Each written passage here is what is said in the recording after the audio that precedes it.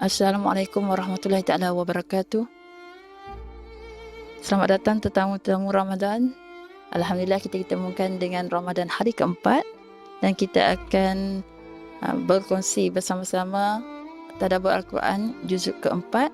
Sebelum tu saya kena buat disclaimer dulu. Saya bukanlah ustazah, bukanlah daripada latar belakang pelajaran agama apa benda, tak ada sebab ada yang tanya dekat YouTube, saya ni ustazah ke? Bukan. Saya adalah trader saham. Cuma saya nak di bulan Ramadan ni ambil kesempatan bulan Ramadan untuk buat saham akhirat. Okey, bila saya baca, saya dengar, saya nak sampaikan. Itu saja. Okey, untuk hari ini kita akan kongsikan kisah peperangan Uhud, sebab dalam kita punya tadabbur Quran hari ini dia menyentuh tentang iktibar yang kita boleh ambil daripada peperangan Uhud. So, kita bagi tahu sedikitlah kita berbicara tentang peperangan Uhud. Kalau ikutkan peperangan Uhud ni kisah yang amat sedih untuk umat Islam, dan saya harap kesemua yang mendengar ni, saya tak tahulah berapa orang, seorang ke dua orang, tiga orang, pergi balik mendalami kisah peperangan Uhud, sebab ini salah satulah cara untuk kita menyentuh hati kita nak lembutkan hati kita, dan kita nak hidupkan jiwa kita. Jika kata hati kan, hati sebelum ni keras, hati sebelum ni tak hidup sepanjang tahun, inilah masanya untuk kita reflect balik, betulkan balik mana yang salah. Dengan salah satunya adalah dengan memahami semula kisah peperangan Uhud. Okey, kita start dengan kisah bagaimana tercetusnya peperangan Uhud.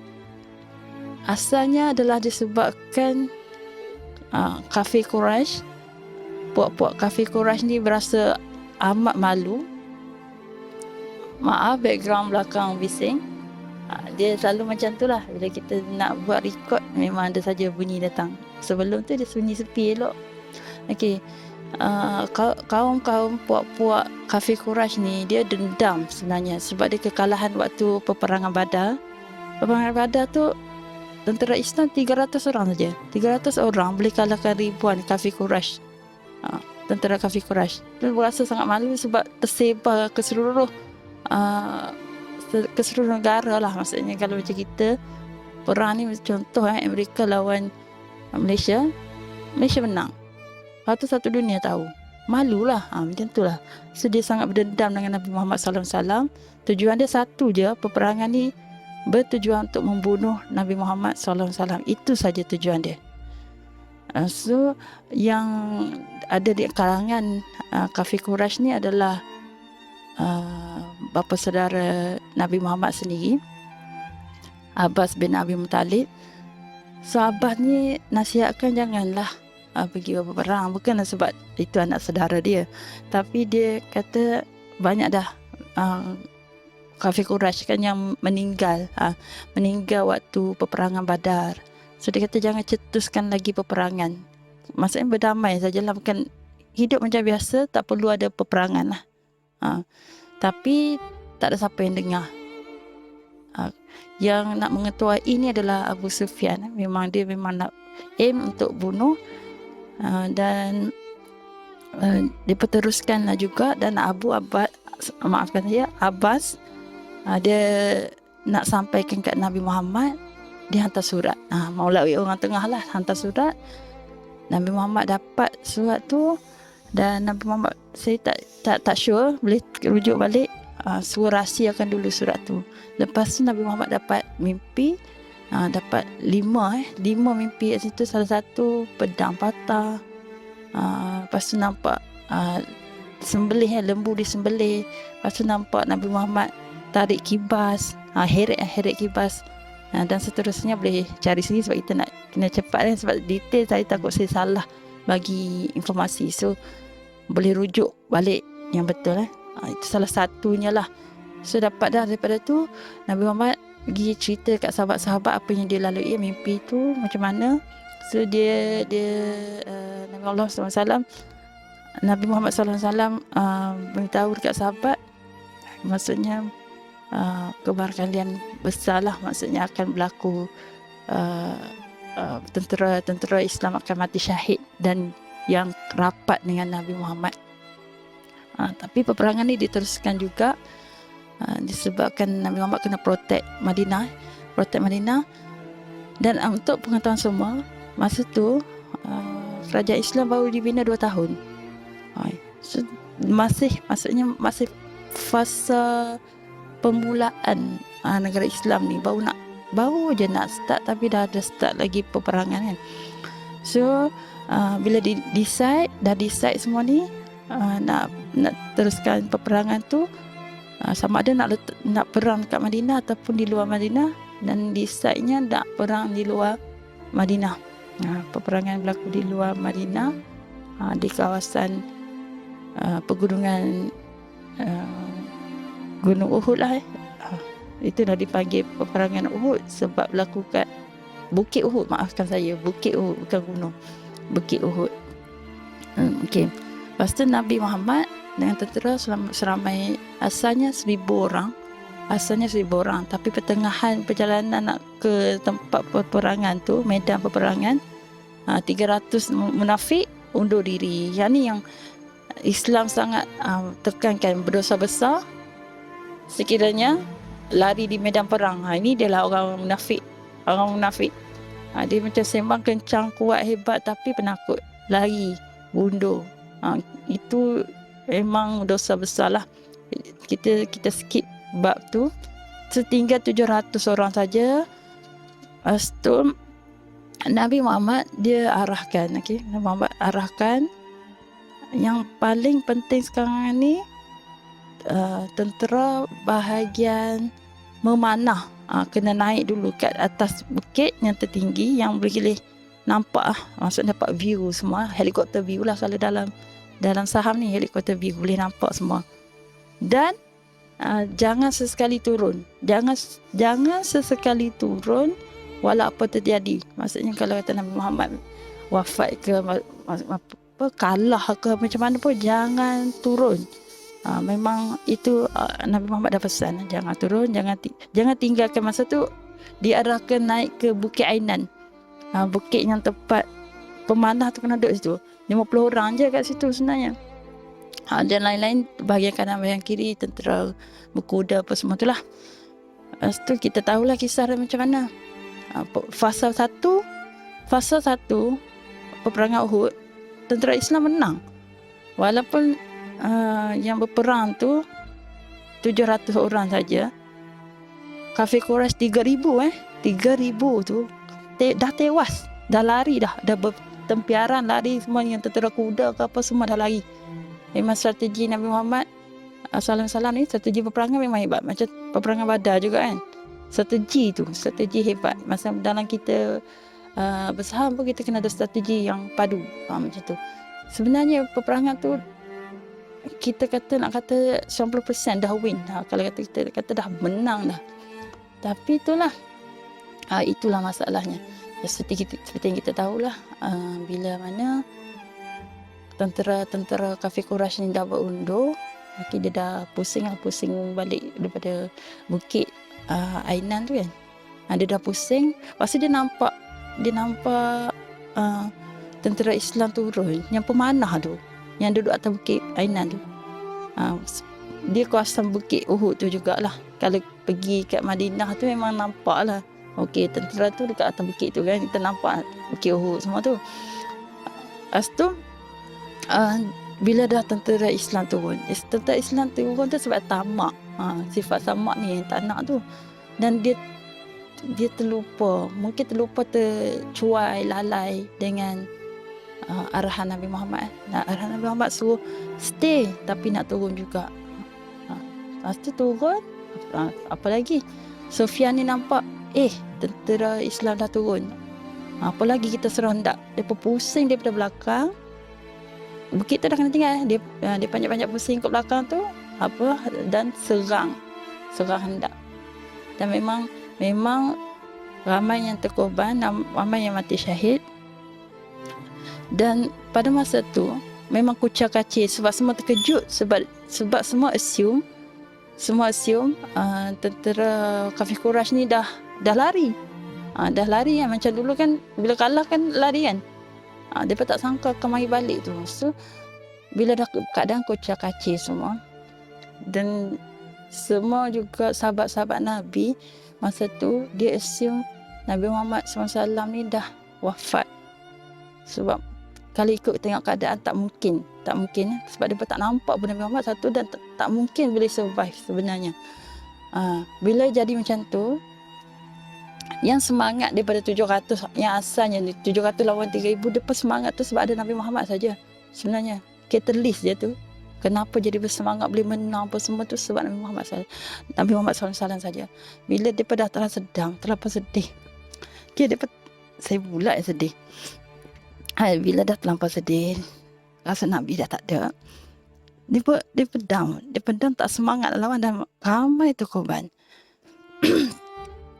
Nabi Muhammad sendiri pun luka pipi, lutut. Dia tahu tentera Islam dah lemah, dan Nabi Muhammad cuba daki sikit bukit ke kawasan lebih tinggi nak bagi tentera Islam ni nampak yang aku masih hidup kan. Aku masih hidup. Tapi bukan daya lah, sebab Nabi Muhammad sih luka bahagian kepala, gigi pun patah, dan Nabi Muhammad tak ada daya, belum merana darah ni, satu badan dah belum merana darah, tak boleh nak bangun, tak boleh nak mendaki naik ke puncak tu nak bagi orang nampak Nabi Muhammad masih hidup. Sahabat Nabi Talhah pada masa tu dia nampak, dan dia kata, wahai Nabiku, dia suruh pijak tau, pijaklah di belakangku. Maksudnya dia akan tolong Nabi Muhammad untuk daki ke atas, supaya semua tentera Islam tahu Nabi Muhammad SAW masih hidup. Nabi Muhammad pijak di belakang Talha, dan beberapa sahabat lainnya pasal masa tu lindung macam kepung lah, nak selamatkan Nabi. Tapi still lah cedera parah juga Nabi. Dan ada seorang tu sekejap saya nak kena refer balik, saya takut salah bagi fakta, yang datang lah nak bunuh, sebenarnya nak bunuh Ubay nama dia. Sekejap saya nak make sure Ubay, sebab ada 2 orang Ubay dalam peperangan ni. Tapi Ubay yang nak bunuh Nabi ni, Ubay bin Khalaf. Ubay bin Khalaf ni dia nak bunuh Nabi, tapi dengan kekuatan Nabi yang ada, Nabi ambil tombak tu dan rejam di bahagian leher. Untuk pengetahuan semua, Ubay bin Khalaf ni hanya seorang ni je lah yang Nabi bunuh sepanjang hayat. Beliau adalah satu-satunya orang yang dibunuh oleh Nabi Muhammad sepanjang hayatnya. Kisahnya bila dah berjaya naik atas puncak tu, barulah tentera Islam bersemangat semula dan susun balik strategi. Nabi Muhammad susun balik strategi yang mana dekat mana, dekat atas Bukit Ainan tu masih ada 14 orang yang beriman, yang mendengar kata Nabi, beriman dengan kata-kata Nabi, yang masih menunggu di atas bukit tu. So, ada 14 orang ni. Lepas tu beberapa orang lagi buat balik strategi. Masa ni tentera kafir Quraisy kata dah boleh berhenti, tak perlu kejar dah. Tentera Islam memang sebenarnya berundo, tapi kalau ikutkan tentera kafir Quraisy boleh pergi kan untuk serang dan bunuh semua, tapi tak, mereka ambil keputusan untuk tidak mengejar. Bila ada Nabi Muhammad ada strategi, orang tak berani. Bila dah ada strategi, sebab Nabi Muhammad sangat berstrategi dalam berperang, sangat bijaksana lah.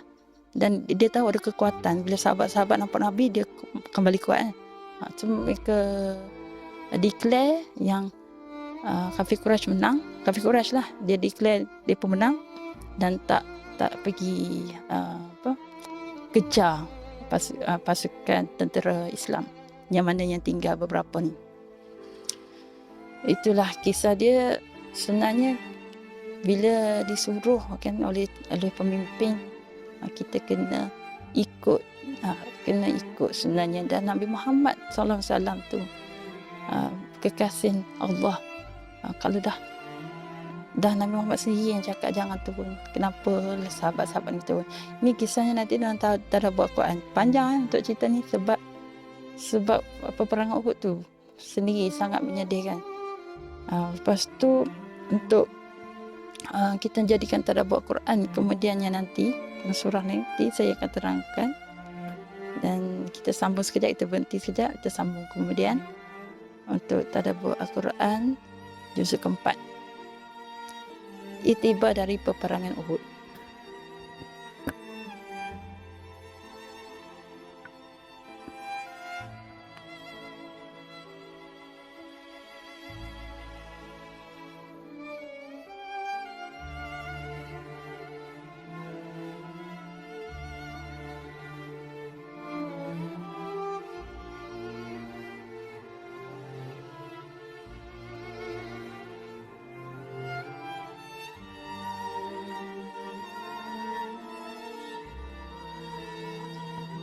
Bismillahirrahmanirrahim. Alhamdulillah, kita sambung semula tadabbur Al-Quran kita. Kita akan petik daripada juzuk keempat sambungan, sebab hari ini hari keempat Ramadan. Hari keempat kita sambung juzuk keempat surah Ali Imran ayat 133 dan 134. Saya bacakan terjemahannya. Dan segeralah kamu kepada mengerjakan amal-amal yang baik untuk mendapat keampunan dari Tuhan kamu dan mendapat syurga, bidangnya seluas segala langit dan bumi, yang disediakan bagi orang-orang yang bertakwa, iaitu orang yang mendermakan hartanya pada masa senang dan juga susah, dan orang-orang yang menahan kemarahannya, dan orang yang memaafkan kesalahan orang. Dan ingatlah, Allah mengasihi orang-orang yang berbuat baik. Dia adalah signifikan daripada peperangan Uhud, di mana sahabat-sahabat Nabi sangat marah dengan pasukan tentera pemanah yang mana ingkar dan menyebabkan ramai mati syahid hingga 70 orang. Tentera Islam mati syahid gugur disebabkan kecuaian dan ingkarnya pasukan pemanah yang turun kerana tamak untuk mendapatkan peralatan yang ditinggalkan oleh tentera kafir Quraisy. Mereka nak dapatkan ialah pedang, apa semua tu dia turun, tapi dia lupa yang Nabi pesan wala apa pun berlaku jangan turun. So semua orang blame, sifat blame game. Dia akan jadi blame sebab yang paling menyayat hati, sebab Nabi Muhammad pun bersedih dengan kematian bapa saudara Nabi, iaitu Hamzah bin Abdul Muttalib, yang juga dikenali sebagai Asadullah, sehingga Allah mati, gugur, syahid pada peperangan Uhud ini. So bila rata-rata semua marah, turun ayat ni supaya dapat melembutkan hati para sahabat dan memaafkan kesalahan pasukan pemanah yang ingkar pada suruhan Nabi Muhammad SAW. Untuk memaafkan bila kehilangan jiwa orang yang disayangi, dan mungkin akan menyebabkan pada ketika tu mungkin menyebabkan kewafatan Nabi Muhammad sendiri, Nabi Muhammad SAW. Bayangkan macam mana sakitnya hati para sahabat ni dengan pasukan tentera yang turun untuk mendapatkan peralatan yang ditinggalkan, peralatan perang yang ditinggalkan oleh kafir Quraisy. Sifat tamak tu sebenarnya, walaupun bila dah tamak kita dah lupa, emosi terganggu, terlupa yang sebenarnya dari pesan dari Nabi jangan turun. Berlakunya ingkar itulah pada arahan ketua. Nabi Muhammad SAW ketua peperangan, melanggar bila mana askar-askar ni kita melanggar arahan ketua, inilah yang berlaku. So macam kita juga, dia iktibar refleksi kepada diri kita. Bayangkanlah ibu bapa kita ke saudara yang rapat kita, sebab sahabat Nabi umpama keluarga sendiri, dibunuh, terbunuh. Dibunuh tu disebabkan apa? Sebab kecuaian, contohlah apa yang cakap, bawa siapa-siapa yang kita kenal, kita katalah orang kampung, kita kenal orang kampung ni baik semua, pergi solat semua, tapi dia cuai, dia bawa kereta laju-laju, macam katalah abah kita bawa balik daripada masjid, kena langgar sebab dia tak dapat nak kawal kereta dia terlanggar.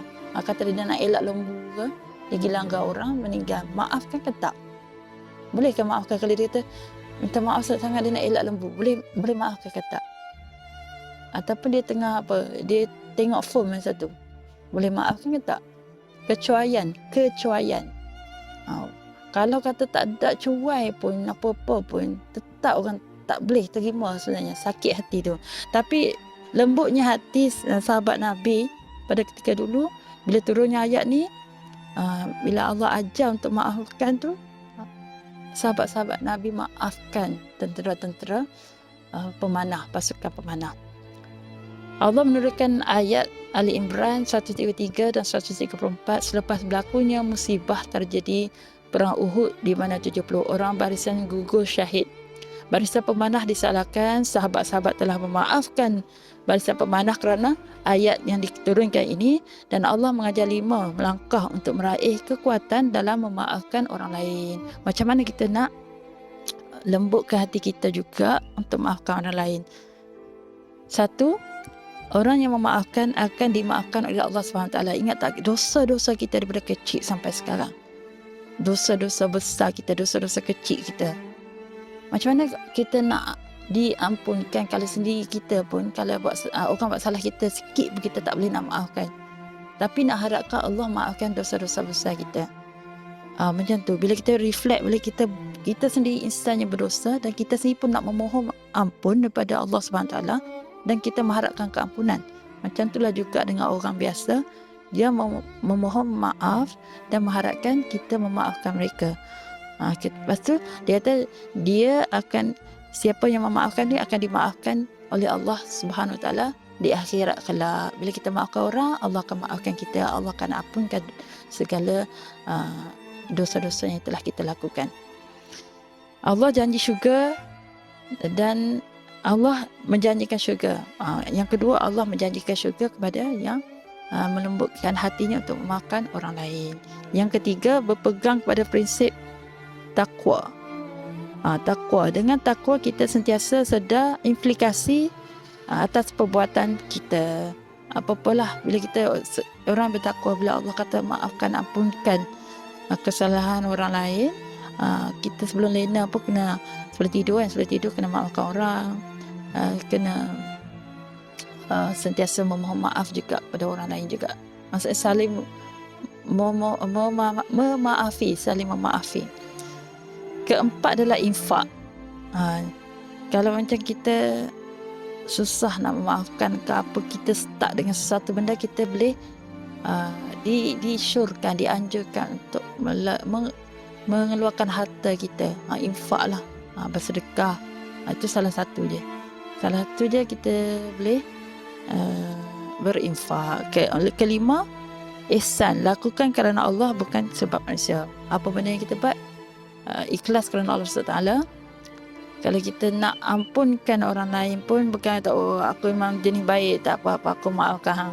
Bukan kita maafkan kerana Allah Ta'ala. Kita maafkan perbuatan orang tu sebab Allah Ta'ala, kita minta ampun, atau kita buat sedekah ke apa ke, semua kerana Allah SWT. Setiap perbuatan kita. 1, 2, 3, 4, 5, harap dapat iktibar. Selalunya memang ada 5 poin. Kalau daripada Ustaz Syahri, memang dia bagi 5 poin untuk kita ambil iktibar. Memaafkan, syurga untuk orang yang bertakwa dan berbuat baik. Itu 3 ni adalah prinsip berpegang pada ketakwaan. Dan sentiasa berfikir apakah implikasi atas perbuatan kita, kena berfikir. Dan keempat, infak ataupun bersedekah. Dan kelima adalah ihsan. Allah mendidik kita untuk berjiwa besar dan mudah memaafkan orang lain. Semoga kita tergolong dalam golongan orang yang mudah memaafkan kesalahan orang lain dan mudah untuk memohon maaf di atas kesilapan kita juga. Okey, kita akhirkan di sini dulu. Mungkin saya tengok sikit ada lagi apa yang nak ditambah. Memaafkan kerana Allah, program prinsip orang yang memaafkan akan dimaafkan. Janji syurga. Okey, ini yang kedua tadi. Syurga tu dijanjikan oleh orang yang memaafkan orang lain. Okey. Memaafkan kerana Allah, bukan sebab manusia, bukan sebab kita lampau kecewa ke apa, tak. Memaafkan kerana Allah, memohon maaf pun kerana Allah. Okey. Itu saja. Kisah perang Uhud ni sangat menyedihkan sebenarnya, tapi saya rasa saya gagal nak sampaikan. Dan keadaan menyentuh hati pendengar, walaupun seorang dua ni yang dengar ni, saya syorkan pergilah baca balik, dengarkan balik. Saya kat YouTube ke kat TikTok banyak sangat kisah-kisah perang Uhud. Cuba mengalihkan air mata, lembutkan hati kita. Cuba, sebab perang Uhud kalau ikutkan confirm lah mengalir air mata. Kalau tak tersentuh dengan kisah perang Uhud tu, maksudnya jiwa kita belum hidup lagi. Banyakkan berzikir, banyakkan istighfar, banyakkan mengaji Quran. Sebab dekat mengaji Quran tu sendiri dia ada syifa. Syifa tu penyembuh segala penyakit hati kita lah. Okay? Kita sampai sini, kita jumpa lagi. Minta maaf hari ni panjang sangat. Sebab saya nak kena cerita juga perang Uhud tu. Sebab walaupun yang ni pendek je kan, tak ada Quran, tapi kisah tu besar. Perang Uhud tu memang kita adalah satu menghidupkan jiwa untuk orang Islam. Okay, kita jumpa lagi. Segala yang baik datangnya daripada Allah, yang buruk, yang silap, apa tu semua daripada kesilapan saya sendiri. Okay, saya bukanlah siapa-siapa saja, bukan orang biasa. Saya bukan sesiapa, saya orang biasa saja. Yang nak berkongsikan sedikit ilmu yang saya dapat. Dan maaf sekiranya salah memberi fakta, sekiranya salah dari segi penyampaian, saya mohon maaf. Okay, kita jumpa lagi. Assalamualaikum warahmatullahi wabarakatuh.